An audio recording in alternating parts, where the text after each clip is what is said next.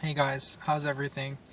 Joe here, and I just wanted to give a small testimony on my problem with Candida, chronic Candida infection. And this is something I became aware about more or less about 3 years ago. I may have had it for a while, but it became more apparent when I turned 30 years old, and in terms of infections near the penile area, near the penis, and it's just like it would come to days where it's very bad, the infection, in terms of the presence of a white film around the penis. And I did go to several doctors, specialists for this, and most cases it was shrugged away as if it was just a normal thing. Unfortunately, I still struggle with Candida on and off, and my diet has a very direct role in terms of how much this infection progresses throughout the day. The diet, I find, is the primary effector. I've done some personal research on my own self and what I eat, and I found that anything in terms of processed foods, foods that are high in refined sugars, high fructose glucose, high fructose corn syrup, chicken that may have be high in antibiotics. In those terms, I did find that my yeast infection is about 15 to 18 hours after having food. The yeast infection is skyrocketing. And again, around 3 years ago, I was going through some conditions, and more or less, I was always tired. I was experiencing chronic fatigue. I was getting my sleep. I was getting my 8-9 hours of sleep, but I would always feel tired. I never had energy. I wasn't going to the gym during that, working out or playing sports, which most of my adolescence was pretty active. I was playing a lot of basketball, and throughout my life, I still play basketball, but I found that I never thought that this yeast infection could be the culprit behind all of those symptoms. I was becoming forgetful, having a foggy mind, sometimes feeling agitated, and then afterwards, extreme conditions, I was seeing a lot of rectal pain during whenever I used to do the washroom.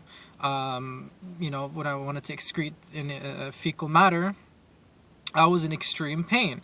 It was very inflamed. That region was it was on fire, and I could feel that everything was just water, diarrhea, chronic diarrhea. I always suffered from diarrhea, but I never had a firm stool for many years. And again, I would go to doctors. They would prescribe for me metamucilin, things that maybe provided temporary relief, but then this diarrhea would always come back. To make a long story short, I reached to a point where I started seeing blood in my stool, and I was in extreme pain. In pain, in terms of not just discomfort, but I was actually screaming within myself, and sometimes the pain I would be experiencing driving in the car on cold days. That's another sort of temperature that those cold days that promote, I guess, yeast infections to proliferate throughout the body. And it's unfortunate that, again, we're looking at yeast infections as if it's a lot of mainstream doctors and traditional doctors are seeing the yeast infection as if it were a simple issue. And their implications of the yeast infection are much, much greater than just a common, genital, presence. They release, there's scientific documents, there's medical documents that Yet Candida when it's in its virulent form, it releases about 75 different chemicals in the blood, from formaldehyde to methanol. In certain cases, it metabolizes different sugars. It lives off of sugar, like it proliferates off of sugar when it's present in the blood. So I think more or less what I did was I reached to a point where I treated myself with sodium bicarbonate. I did a lot of research, and I think everything came into play. I had no idea about this yeast infection or its implications on the host, on the person who was infected. And I did a lot of research, and I just tried the sodium bicarbonate treatment. And thank God, it just within the next day, I had a firm stool, which I never seen in years, firm stools.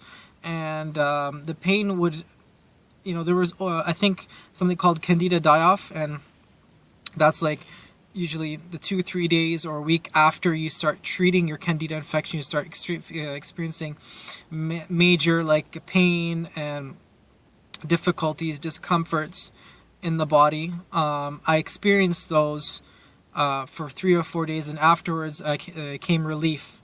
I could go to the washroom without any pain. The stools were firm. I was even feeling that my intestine was much firmer near the rectal area. It was not as inflamed anymore. There was no like inflammation. I could feel that it's stronger. The intestine was stronger. So it worked for me. And again, the issue with Candida, it's a constant battle, and I'm the reason why I'm saying it's a constant battle and it won't go away is because we are, in my opinion, we are bombarded with a processed, chemical world.